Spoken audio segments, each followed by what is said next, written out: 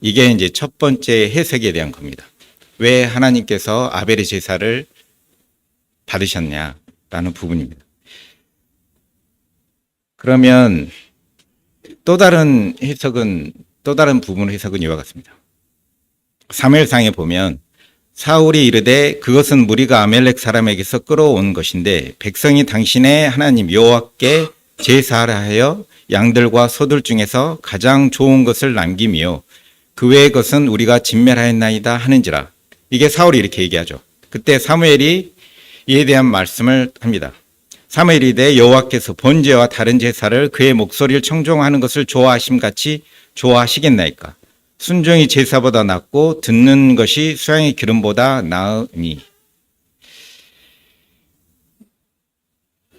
그러니까 제사 중에는 이제 소제도 있죠. 곡식으로 드리는 제사도 있습니다. 이제 두 가지 견해의 차이점을 보면 어느 쪽에 더 초점을 맞추냐입니다. 첫 번째가 재물입니다. 그리고 두 번째가 사람입니다. 근데 성경 분명하게 두 가지를 구별해서 설명하지는 않고 있습니다. 가인과 그의 재물을 받지 않으셨다고 말씀하시고 아벨과 그의 재물을 받으셨다고 말씀합니다. 그런데 그 두 가지 중에 재물에 초점을 맞추느냐 아니면 사람에게 초점을 맞추느냐는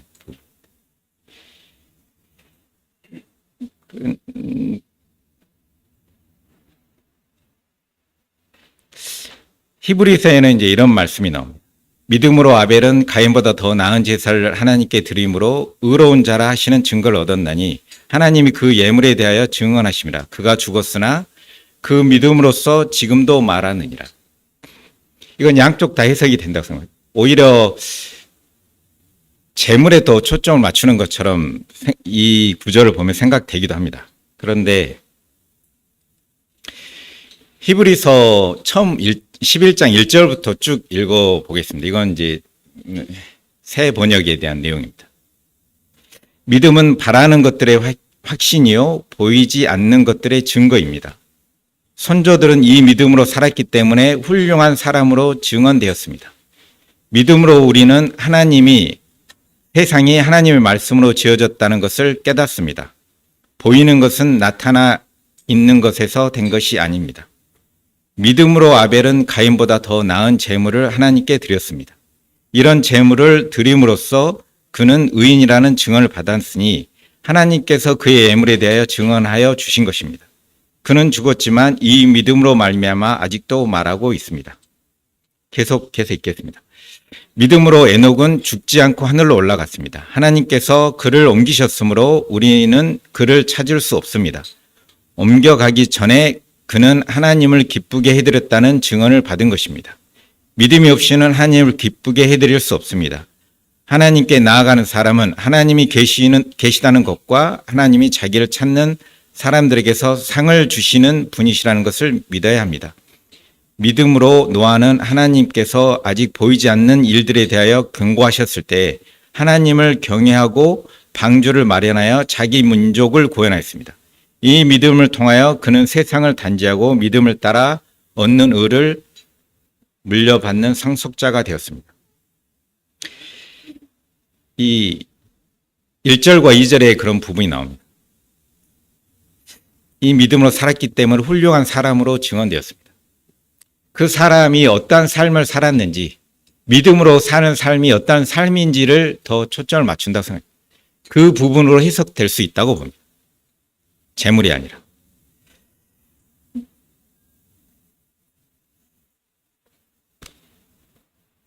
그래서 다시 하나님과 가인의 관계를 보겠습니다. 가인에게 그의 재물이 받아들여지지 않는 것보다 더 중요한 사실은 없었을까요? 예를 들어보겠습니다. 이제 저희가 옥상에서 제사를 드립니다. 옛날식으로. 이제 재물을 바치었는데 하늘에서 불이 내려와서 그 재물을 태웠습니다. 아, 하나님께서 이 제사와 저희를 받으셨구나라는 확신을 갖겠죠. 근데요, 그러지 않고 하나님이 직접 나타났습니다. 재물을 안 받으시고 불은 안 내려오고 하나님이 직접 나타나셨어요. 그리고 대화를 하시기 시작하십니다. 우리와. 어떤 것이 더 영예로울까요?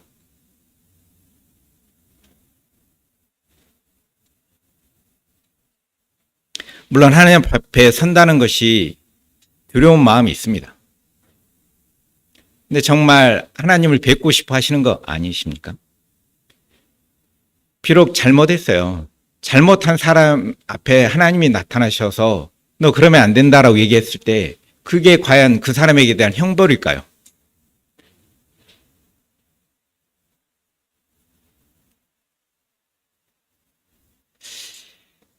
저는 그렇게 생각지 않습니다.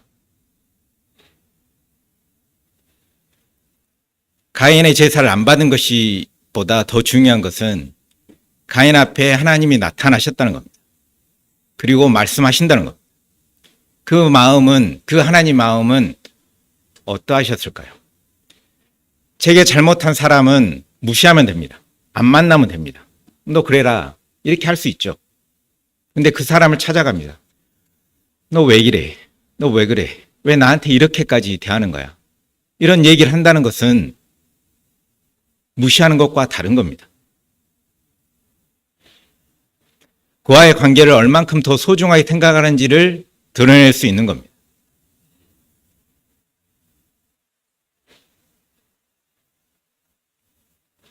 하나님께서 가인을 사랑하지 않는다면 이렇게 하지 않으셨으라고 생각합니다.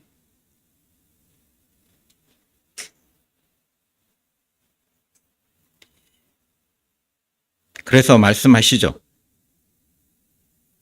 죄를 다스리라고 말씀하십니다.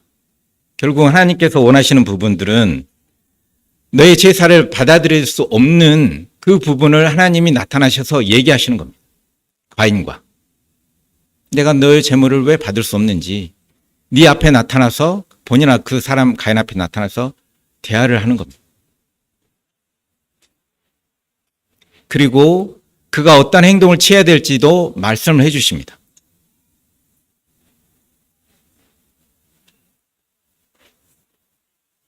그런데 그 가인은 하나님 앞에서 어떠한 태도를 취했는지를 성경을 통해서 보게 됩니다. 그러니까 본인의 재물을 안 받으면 하나님께서 안 받으신 거잖아요. 근데 그 하나님이 직접 앞에 나타났어요. 물어볼 수 있잖아요. 그러면 제가 어떻게 해야 되는지를 물어보고 대화를 할 수 있는 상황이잖아요.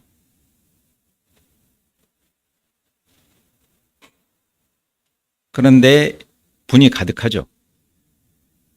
그리고 시기심으로 발전합니다. 직접 본인 앞에 나타난 하나님에 대한 부분은 배제하고 자기 동생 아벨은 제사를 받았다 이거예요. 그러니 그 동생이 싫다는 겁니다. 하나님과 가인과의 관계인데 그 관계를 하나님 앞에서 풀지 않고 아벨을 향한 미움으로 표현이 됩니다. 그리고 첫 살인이 진행됩니다. 그리고 나서 또 하나님이 물었을 때 하나님 앞에 거짓말을 합니다. 그 가인이 어떤 사람인지를 그 행동을 통해서 드러납니다.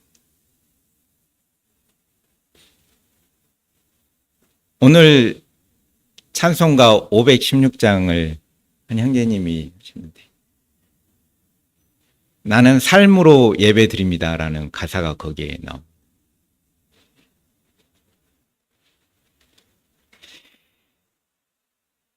오히려 더 초점을 맞춰야 되는 부분은 삶인 것 같습니다. 그 삶이 믿음으로 사는 삶, 그리고 그 삶이 행동으로 드러나게 되고 그 행동으로 믿음이 증명되는 그러한 삶, 재물이 아니라.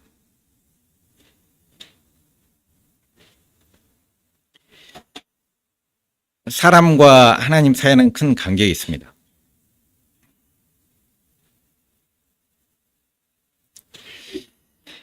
우리는 사람은 많은 시도를 하죠. 주장을 합니다. 헌금을 하고 교회 가고 선행을 쌓고 본인이 선해져야 된다. 하나님께 다가가기 위해서. 이건 인간의 기준이라고 생각이 되어집니다.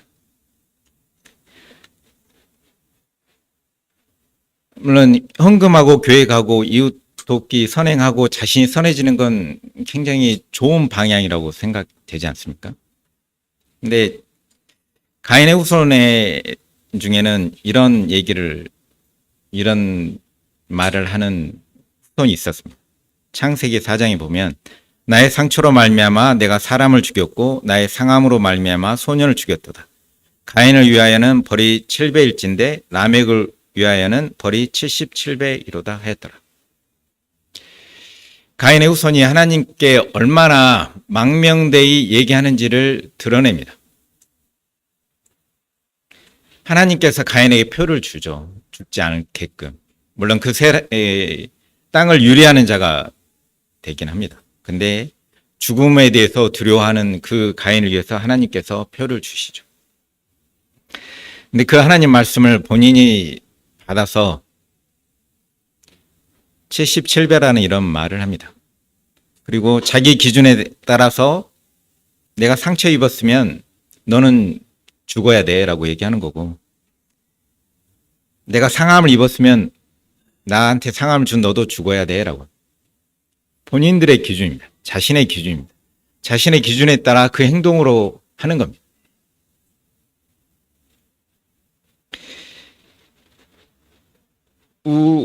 저희도 이럴 수 있다 생각합니다. 예배를 드리고 예배만 드리면 할 바를 다 했다. 여기서 예배라는 것은 이제 일요일마다 드리는 걸 얘기합니다. 그리고 재물을 이 정도 드리면 내가 할 바를 다 했다. 이런 생각을 할 수 있죠.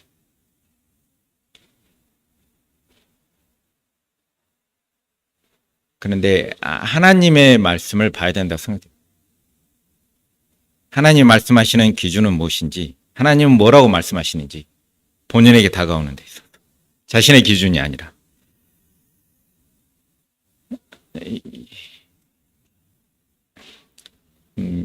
산상수훈에서 마태복음에 예수님께서 이런 말씀을 하십니다. 그러므로 예물을 제단에 드리려다가 거기서 내 형제에게 원망 들을 만한 일이 있는 것이 생각나거든 예물을 제단 앞에 두고 먼저 가서 형제에 화목하고 그 후에 와서 예물을 드리라. 너무나 명확하지 않습니까? 하나님이나 우리 주 예수 그리스도께서 피의 제사가 필요해서 피로 태워진 그 고기, 그 향기가 아니면 그 제물이 필요해서 거기에 초점을 맞추시는 존재가 아니라는 것. 여기서의 마태복음에서는 하나님께서 하나님과의 관계가 다른 사람의 관계 속에 들어가기를 원하신다는 생각이 듭니다. 제가 제 이웃과 관계를 맺는데 나와 하나님과의 관계가 그 관계 속에 포함되기를 원한다는 것.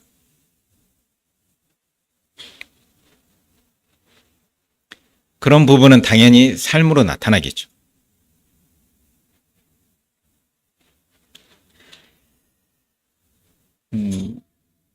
아담과 하와를 보면요, 그 부분이 명확히 납니다. 아담과 하와가 선악과를 따먹고 에덴성으로 쫓겨나죠. 근데 하나님께서 그를 재판하실 때 여자의 후손을 통해서 구원을 하실 걸 약속하시죠. 그러면 그 당시에요, 제가 아담이라고 하면 아내 때문에 선악과 먹게 됐잖아요. 그렇게 주장하잖아요. 부부싸움 해야죠. 너 때문이야.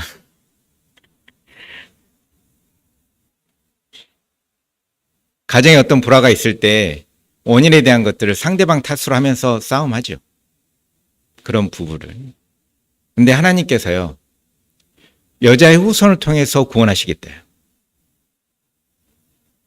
그러면 아담은 하와를 막대할 수가 없는 거예요. 그러면 안 되는 거예요. 그 후손이 나와서 구원할 거니까.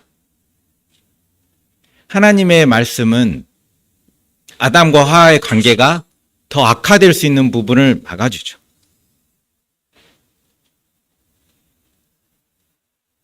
하나님의 약속을 믿고 다시 관계가 부부 관계로서 삶을 살도록 해주죠. 가인을 보면 하나님과 관계가 올바르지 않았을 때 그의 삶이 주위 사람들에게 어떤 영향을 끼치는지를 보게 됩니다.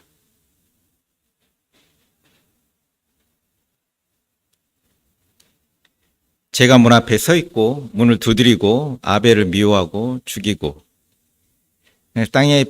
땅에서 피하여 유리하는 자가 되고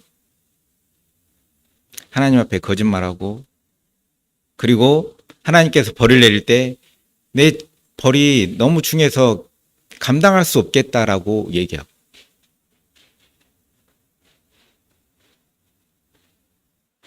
죽을 것에 대해서 그렇게 두려워하면서 본인은 동생을 죽였고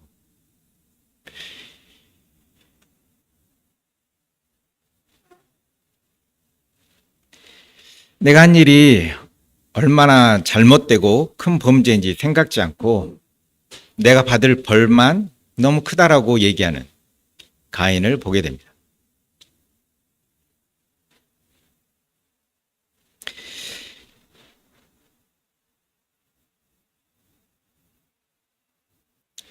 이제 노아의 방주로 넘어가겠습니다. 어쨌든 가인과 아벨을 통해서는 관계에 대한 부분들을 떠올립니다. 그리고 하나님의 관점으로 바라봐야 된다는 것. 그리고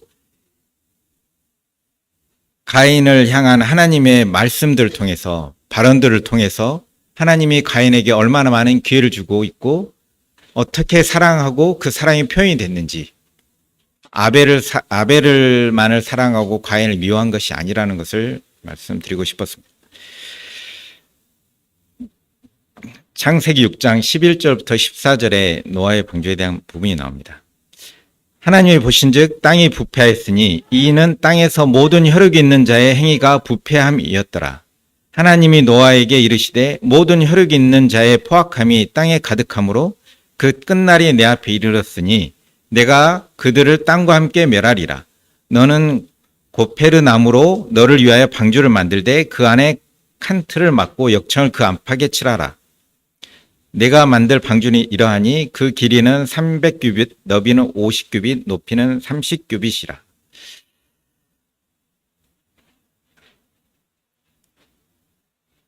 하나님이 말씀하십니다. 땅이 부패했다고 말씀하시고 모든 혈육 있는 자의 행위가 부패했다고 말씀합니다. 땅이 부패한 이유가 땅에 있는 사람들의 행위가 부패했기 때문이래요.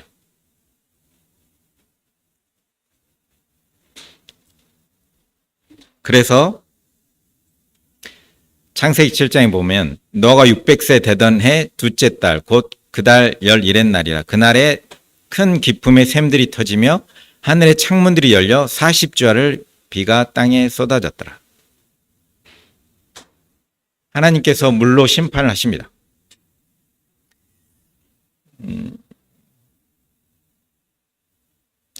40일 동안 밤낮을 가리지 않고 하늘에서, 즉 창조할 당시 공중에 두셨던 물층에서 물이 쏟아지고요. 땅에서 샘들이 터집니다. 그래서 땅 속에서 물이 솟아나고 하늘에서 물이 40일 동안 또 쏟아져서 이 지구를 다시 물 전체로 뒤덮는 사건이 일어납니다. 방주의 크기는 한 135m 길이, 그 다음에 폭은 22m, 높이는 한 13m 정도 된다고 합니다.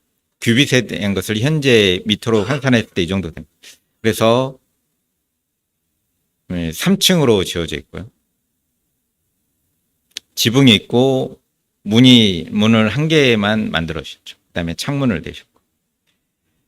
근데 노아를 보면 아담부터 보면 노아까지 10대가 됩니다. 후손으로 따졌을 때. 그리고 그 기간이 한 1500년 이상 정도 된다고 봅니다. 그 사이에 인간이 이렇게 타락합니다. 그러니까 라멕에 대한 말씀처럼, 여기 있는 라멕과 다릅니다만, 그 라멕의 발언처럼 사람이 얼마나 타락했는지 그 시간 안에, 이 기간 안에 타락했던 모습들을 보게 됩니다. 예를 보죠. 그러니까 아담이 950세 살았거든요. 그러면 두 번 산다고 생각하면 1900년이잖아요. 그러니까 1500년이 저희 수명으로 따지면 꽤 긴 시간으로 생각할 수는 있으나 그 당시의 수명으로 따지면 제가 태어나서 죽고 죽기 전에 누구 한 사람이 태어나서 제 나이 정도 죽을 나이 됐을 때 물로 심판하는 이런 느낌인 거죠. 그러니까 그렇게 긴 시간이 아니고 긴 시간이 아닌 상태에서 인간이 얼만큼 타락했는지를 보여줍니다. 그래서 땅에 움직이는 생물이 다 죽었으니 곧 새와 육축과 들짐승과 땅에 기는 모든 것과 모든 사람이라. 육지에 있어 코로 생물의 기식을 호흡하는 것은 다 죽었더라. 홀로 너와 그와 함께 방주에 있던 자만 남았더라. 물이 150일을 땅에 창일하더라. 그렇습니다. 다 죽습니다.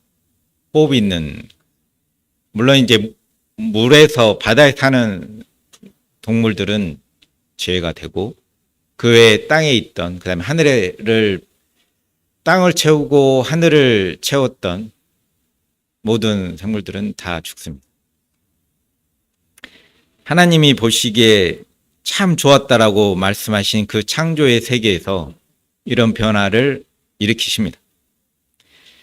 그리고 이 방주가 아라랏산에 머뭅니다. 현재도 이름이 아라랏산입니다. 5137m고요. 만년설로 뒤덮여 있습니다. 티리키에 있는 높은 산이라고 합니다. 근데 이 홍수가 사실인 부분들이 여러 기록들에서 나옵니다. 바벨론의 길가메시, 서사시, 서파네가 홍수에 대한 기록이 나옵니다. 세상을 뒤덮고 인류를 멸망시킨 대홍수가 기록되어 있고, 대홍수에서 구원받은 우트라피시팀 이게 있고, 방주 무시무시한 대홍수, 육지를 찾기 위해 날려보낸 비둘기 까마귀, 이런 기록들이 있다고 합니다.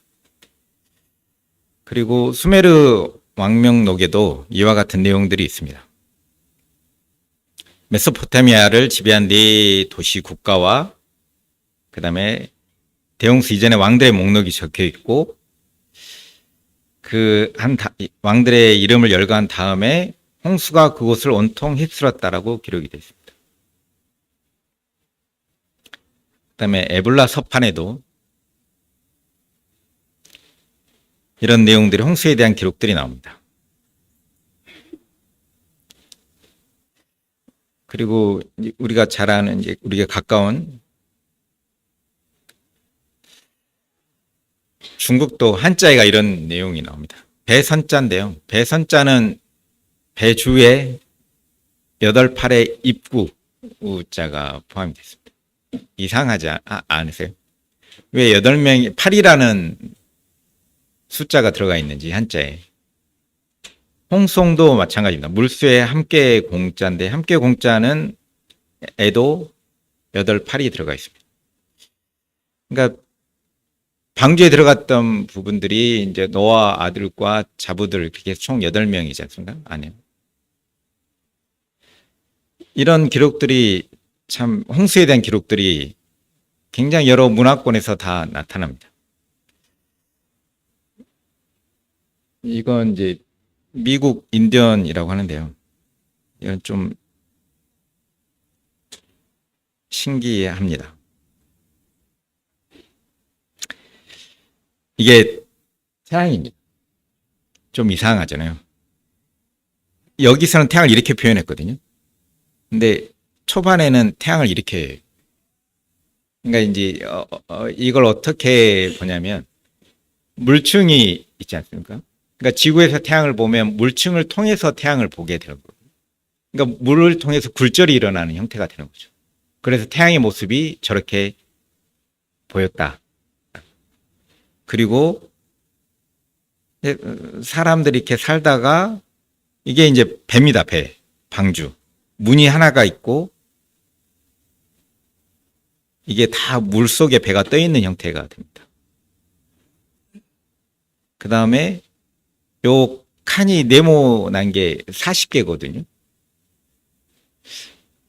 뭘 뜻해서 그랬는지는 모르겠으나 40주야하고 좀 단어가 40이라는 단어가 맞습니다. 그리고 이 방주의 문을 통해서 사람이 나오고 동물이 빠져나오는 그림입니다. 태양의 모습은 바뀌어 있죠. 물론 이제 사람이 4명으로만 그려져 있습니다. 그래서 이제 해석하기로는 그 당시에는 이제 남자만 숫자를 셌기 때문에 그러지 않나. 그러니까 8명이 아닌 게 아니라 4명만 그려놓은 이유는 남자를 그려놓고 동물이 빠져나오는 것을 그려. 그리고 마지막에 무지개입니다. 이게 이제 인디언들의 문구에서 나왔던. 그래서 이제 인류학자는 이런 얘기를 합니다. 아메리카의 130개의 인디언족 중 대홍수를 주제로 한 신화를 가지고 있지 않는 종족은 하나도 없다라고 얘기합니다.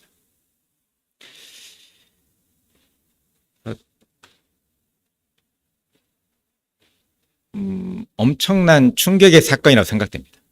그 당시에는 비라는 것이 없었지 않습니까? 사람들의 개념에.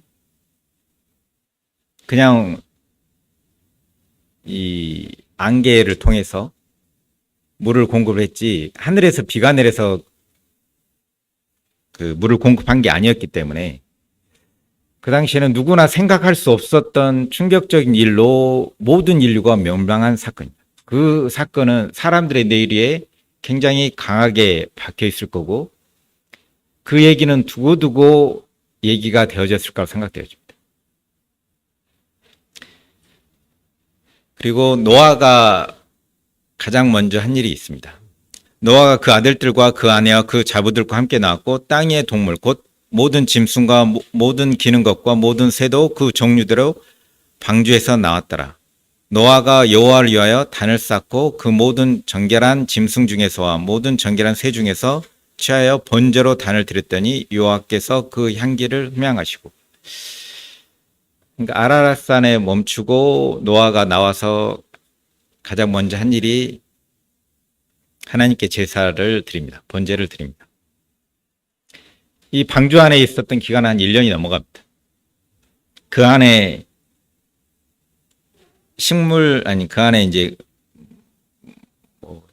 죽은 사람도 없었고, 그다음 모두 준비된 식량을 통해서 살고, 배 안에서 살고, 그 다음에 방주가 나왔을 때 모든 동물들도 다 빠져나오는 것을 보게 됩니다. 근데 그 방주에는 사실 한 2만 톤 정도의 사이즈라고 하거든요. 그러니까 공룡들도 탔을지 안 했을지 이런 것들을 잘 상상이 안 됩니다. 그러나 이제 새끼 공룡을 태웠을 수도 있다고 생각도 되어지기도 하고요. 어쨌든 모든 동물들에 대한 것들을 방주에 태우고 대신 그 많은 공간 안에 8명밖에 타지 못한 것은 굉장히 슬픈 일이라고 생각합니다. 하나님께서 노아에게 말씀하시거든요. 일주일 후에 비를 내리겠다. 너는 방주에 들어가라. 그러니까 방주에 들어가고 나서 비 오기까지가 일주일이거든요. 그리고 하나님이 일주일 후에 비를 내리시면서 문을 닫으셔요.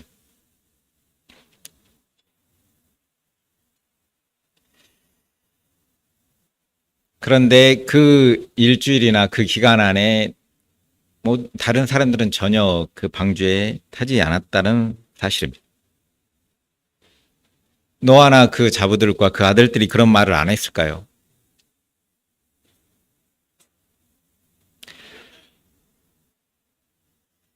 기간은 있었고 방주 안에 공간도 충분했다고 생각이 되죠.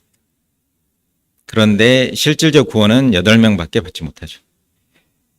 그리고 이제 노아가 방주에 나와서 번제를 드렸을 때 여호와께서 그 향기를 받으시고 그 중심에 이르시되 내가 다시는 사람으로 말미암아 땅을 주어주어 하지 아니하리니 이는 사람의 마음이 계획하는 바가 어려서부터 악함이라. 내가 전에 행한 것 같이 모든 생물을 다시 멸하지 아니하리니 땅에 있을 동안에는 심음과 거둠과 추위와 더위와 여름과 겨울과 낮과 밤이 쉬지 아니하리라.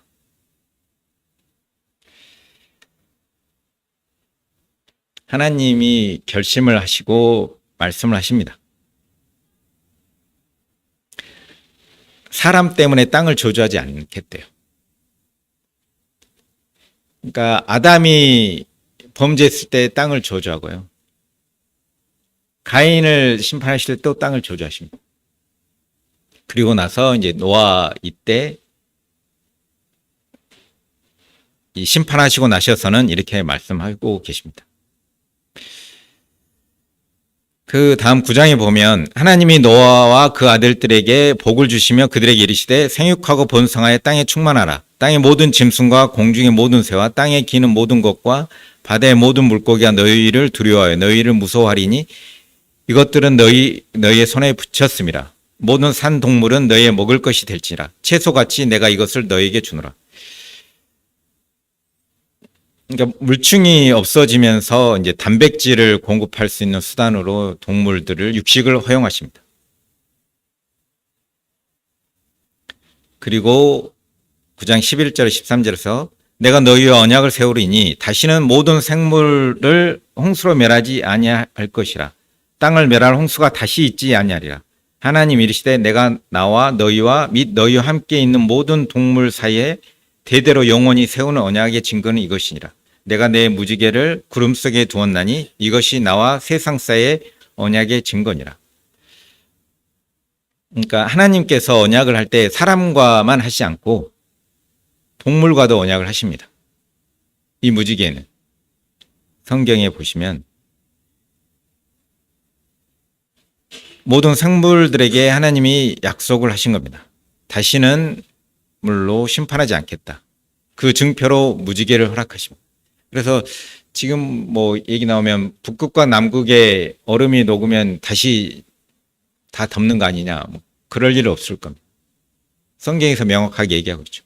부분적으로 해수면이 높아진다 할지라도 지구 전체를 이 홍수처럼 전체 모든 산을 덮어버리는 홍수는 일어나지 않을 것입니다.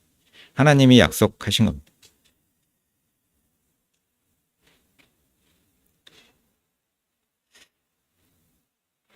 이 노아의 홍수에 대한 정리를 해보면 하나님께서 세상을 멸하시기로 결정하십니다. 그리고 하나님께서 노아에게 자비를 베푸시죠. 그리고 하나님이 노아에게 방주를 지을 지침을 주십니다. 하나님이 설계하고 그 설계를 노아에게 주십니다. 그리고 노아는 하나님 설계대로 하나님 말씀대로 순종합니다. 그리고 하나님이 방주의 문을 닫으시죠.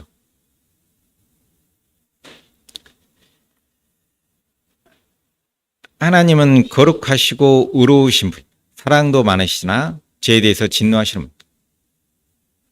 하나님이 심판하시겠다고 하실 때 그 심판을 막을 존재는 없습니다.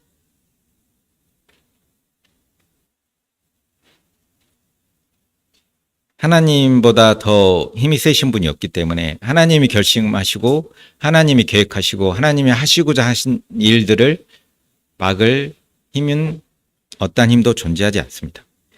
이 노아의 홍수를 통해서 많은 변화들이 일어납니다.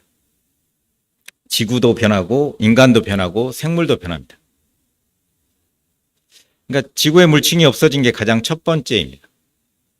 그래서 우주로부터 오는 해로운 전파에 대한 차단 효과가 확실하게 떨어집니다. 햇빛이 뜨거운 곳에서는 피부암도 걸린다고 하지 않습니까? 자외선을 통해서.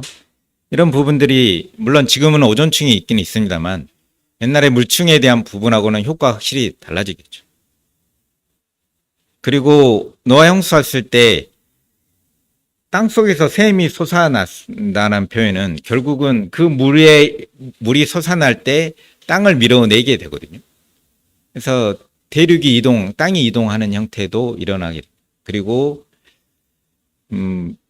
바다에 골짜기가 생기죠. 그래서 더 깊이 파들어가서 물이 그쪽으로 모이게 되고 이런 것들이 지구의 변화가 되어집니다. 그래서 물속 깊이가 뭐 가장 깊은 곳은 뭐 2km가 넘는다고 얘기하는데 한 12km. 그래서 보면 계절의 변화가 더 확실하게 드러나요. 왜냐하면 물층에 있었을 때는 그 물이 태양빛에 대한 것들을 골고루 전 지구에 퍼지게끔 할 수 있는데 물층이 없을 때는 바로죠. 그래서 적도는 굉장히 뜨거운 형태가 되고 북극과 남극은 햇빛이 없어서 좀 추운 이렇게 됩니다. 근데 물층이 있었으면 얼음 자체가 올 수가 없었겠죠. 그 당시에 물층이 있었을 당시에 아담과 하와는 옷을 입지 않았거든요. 밤에도, 낮에도. 그러니까 생활하기에 괜찮은 온도였다는 겁니다. 그런 환경은 하나님이 창조하셨죠. 물층이 그 역할을 했고요. 근데 그것이 없어집니다.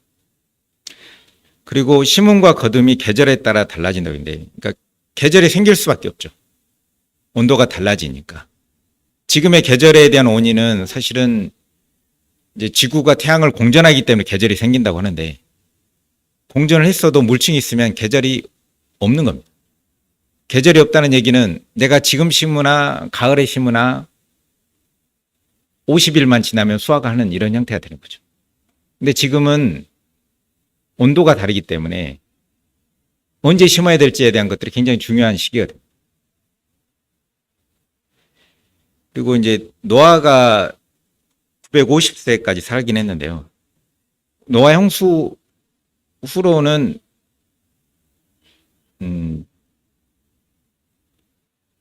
노아 형수로는 사람이 나이가 확, 그러니까 노화가 촉진됩니다. 그리고 짐승도 육식을 하게 됩니다. 잡아먹습니다. 사람도 육식을 하게 됩니다.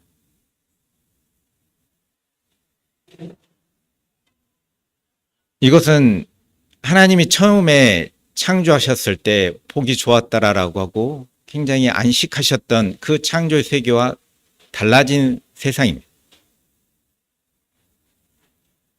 그렇지만 여전히 하나님은 노아를 통해서 그 가족들을 축복하시고 땅에 충만하라라고 하십니다. 그래서 이 사건을 통해서 하나님보다 크신 분 없고 하나님이 계획하시고 하나님이 실행하시면 결국은 하나님의 뜻대로 되어진다. 그리고 그것은 변화를 야기시킨다 라는 것을 말씀드리고 싶습니다. 바벨탑 사건. 창세기에 보면 구스가 또 니므롯을 낳았으니 그가는 세상에 처음 영걸이라 그가 여호와 앞에서 특이한 사냥꾼이 되었으므로 속담에 이르기를 아무도 여호와 앞에 니므롯 같은 특이한 사냥꾼이로다 하더라. 그의 나라는 신할 땅의 바벨과 에멕과 앗갓과 갈레에서 시작되었으며 바벨에 대한 부분이 여기에 나옵니다. 바벨로니아가. 근데 이곳에 지구라트라고 하는 굉장히 높은 곳이라는 뜻이고 뭐 높은 동산이라는 뜻이기도 하고 그렇습니다. 창세기 11장에 살펴보면 서로 말하되 벽돌을 만들어 견고히 굽자 하고 이에 벽돌로 돌을 대신하여 역청으로 진흙을 대신하고 또 말하되 자 성과 대를 쌓아 대 꼭대기를 하늘에 닿게 하여 우리 이름을 대고 온 지면의 흩어짐을 면하자. 그러니까 하늘을 향해 탑을 쌓기 시작합니다. 흩어짐을 면하자 라는 부분으로. 그래서 이들의 기억 가운데는 홍수에 대한 기억이 있었기 때문인지는 모르겠으나 어쨌든 하나님의 명령에 반해서 이러한 것을 바벨탑을 짓게 됩니다. 그래서 이 지구라트라는 것이 여러 개 있습니다. 수십 개 해당됩니다. 그래서 이제 가장 오래된 것은 4,000년 정도 된다고 생각하고 이 메소포타미아 우르에 있는 이 지구라트가 바벨탑이라고 보고 있습니다.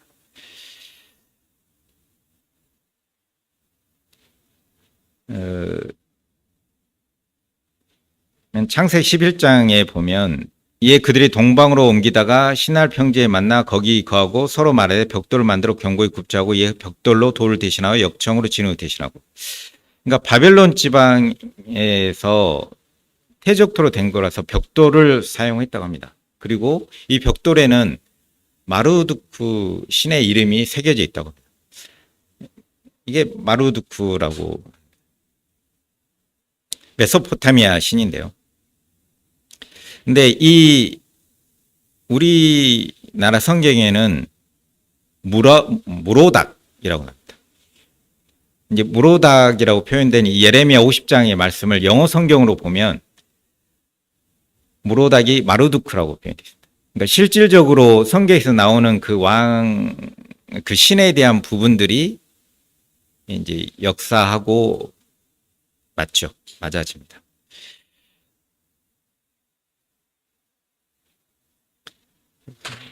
이 지구라트를 통해서 하늘로 올라가고 우리가 하나님을 대신하자. 그리고 흩어짐을 면하자. 이것에 대한 하나님의 형벌을 보게 됩니다. 하나님은 사실은 인간에게 이런 말씀을 하셨습니다. 하나님이 그들에게 복을 주시며 그들에게 이르시되 생육하고 번성하여 땅에 충만하라. 땅을 정복하라라고 아담과 하에게 말씀하시고 노아에게도 그 후손들에게 얘기하십니다. 노아 그 아들 때에 복을 주시며 그들에게 이르시되 생육하고 번성하여 땅에 충만하라라고 말씀하셨습니다. 그러나 인간들은 바벨탑을 통해서 우리가 흩어질 면하자라고 합니다. 그랬을 때 하나님께서는 이렇게 결정하십니다. 온 땅의 구음이 하나요 언어가 하나이었더라. 자 우리가 내려가서 거기서 그들의 언어를 혼잡하게 하여 그들로 서로 알아듣지 못하게 하자 하시고 여호와께서 거기서 그들을 온 지면에 흩어오신 거로 그들이 성사키를 그쳤더라. 언어를 혼란시키고 오게 됩니다. 그래서 언어 같은 사람끼리 이제 살게끔 서로 흩어지게끔 하는 역사를 하나님께서 일으키십니다. 물론 이제 그 언어학자 막스 말러라는 분은 우리들은 언어가 취할 수 있는 모든 가능한 형식들을 검사했다. 그리고 우리들은 이 세 분명한 형식, 어근, 어미, 어형 변화들을 인간 언어의 한 공통의 기원과 조화시킬 수 있는가라고 묻는다면 나는 확실히 예라고 답할 것이다. 그러니까 원래의 언어가 하나였다라는 부분들을 이분은 얘기하고 있는 겁니다. 그리고 수메르 석판에도 그런 내용들이 나옵니다. 수메르 지혜의 신 엔키가 언어를 혼란하게 하였다라고 얘기합니다. 그러니까 성경뿐만이 아니죠. 그다음에 아비데누스라고 하는 그리스 역사가가 이 시기까지 모든 사람들은 한 언어를 사용하고 있었다. 그러나 이제 여러 많은 언어들의 혼돈 속으로 빠져들게 되었다. 이런 얘기가 있습니다. 보면 하나님께서 여러 다른 언어들을 사용하도록 하여서 온 세상을 고루 채우도록 하십니다. 근데 우리는 또 성경을 통해서 역사에 대한 통찰력을 갖게 됩니다. 언어가 하나였을까라는 것을 누가 얘기해 줄 수 있을까요? 성경이 얘기해 주고 있는 겁니다. 그러면 그 성경을 통해서 그럴 수 있다는 것을 연구하게 하고 그게 맞구나라는 것을 알게 됩니다. 그리고 대륙이 이동했다고 하는데 대륙이 어떻게 이동할 수 있을까라는 생각 자체도 사실은 성경에서 할 수 있습니다.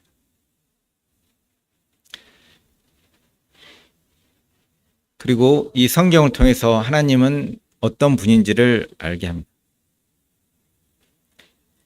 그리고 성경을 통해서 하나님의 명령을 고의적으로 불순종한 사람들을 하나님께서는 어떻게 다루셨는지를 또한 보여주고 있습니다.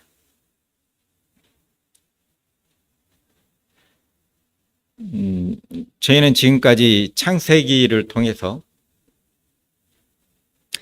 중요한 사건들을 다뤄왔습니다.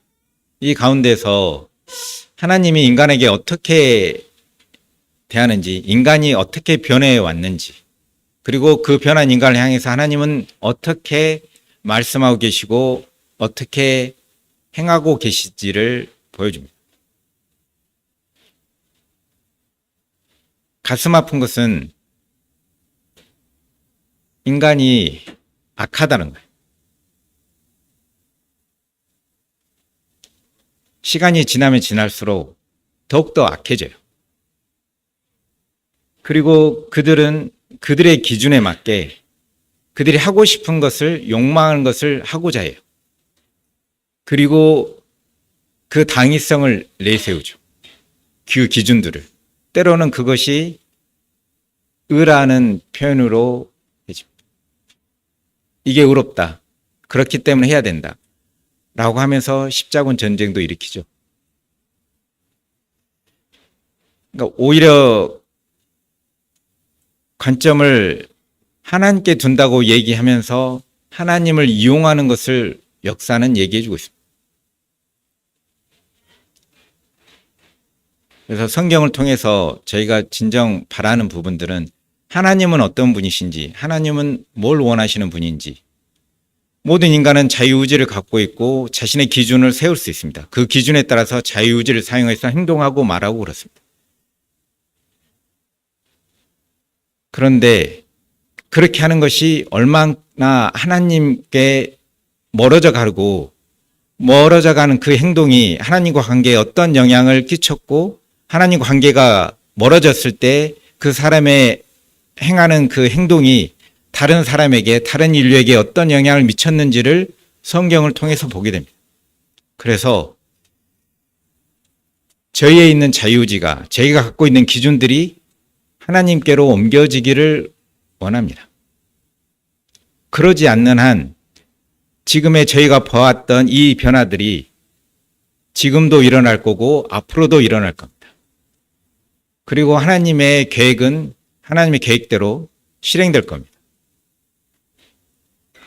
하나님은 이를 간과하지 않으실 겁니다. 하나님은 하나님 편에서 계획을 세우시고 진행하실 겁니다. 하나님의 반하는 존재가 될지 하나님의 뜻을 알고 하나님의 말씀을 따라서 하나님 때 순종하는 삶을 살지 그건 우리 자유의지에 달려있다고 생각됩니다. 기도하고 마치겠습니다.